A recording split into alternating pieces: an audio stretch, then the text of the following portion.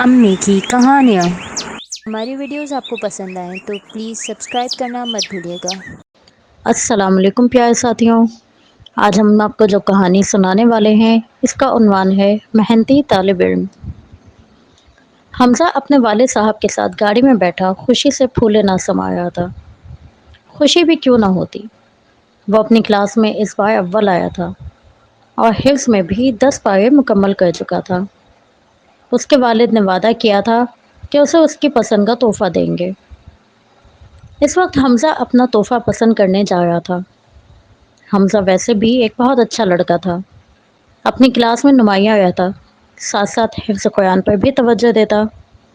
ابھی 1 سال ہی ہوا تھا اور وہ 10 پارے مکمل کر چکا تھا۔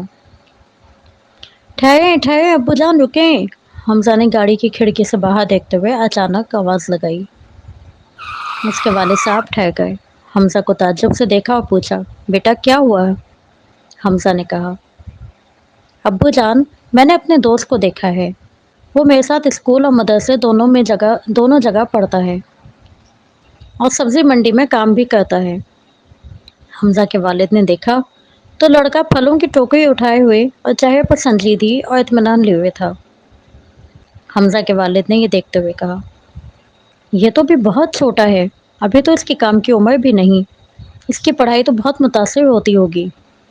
حمزہ نے کہا، نہیں نہیں، یہ ہماری کلاس میں سب سے زیادہ ذہین اور اچھا لڑکا ہے، اس کا نام علی ہے اور مدرسے میں بہت شوق سے پڑھتا ہے۔ علی یتیم لڑکا ہے، چند سال پہلے اس کے والد کا انتقال ہو گیا تھا، اب وہی گھر کی ذمہ داری اٹھاتا ہے، اپنی والدہ اور چھوٹے بھائیوں کی کفالت کا بوجھ بھی اس کے ذمے ہے۔ صبح میں پڑھتا ہے اور شام کو سبزی منڈی میں کام کرتا ہے۔ اس کے باوجود اسکول اور مدرسے میں بہت ہی لائق سمجھا جاتا ہے، اساتذہ اور ساتھی بھی اس سے بہت محبت کرتے ہیں۔ حمزہ کی بات سن کر اس کے والد نے ایک تحفہ حمزہ کے لیے خریدا اور دوسرا علی کے لیے بھی لے لیا۔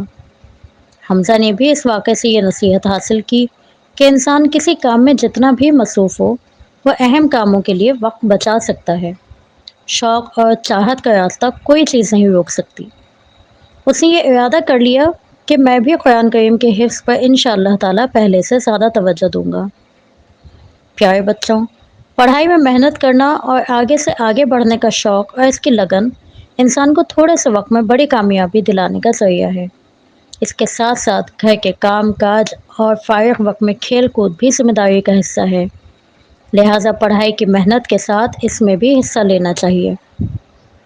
پیارے ساتھیوں، یقیناً آپ سب کو آج کی کہانی بہت پسند آئی ہوگی۔ کل ملیں گے پھر ایک نئی کہانی کے ساتھ، تب تک اللہ تعالیٰ آپ سب کا حافظ اور نگہبان۔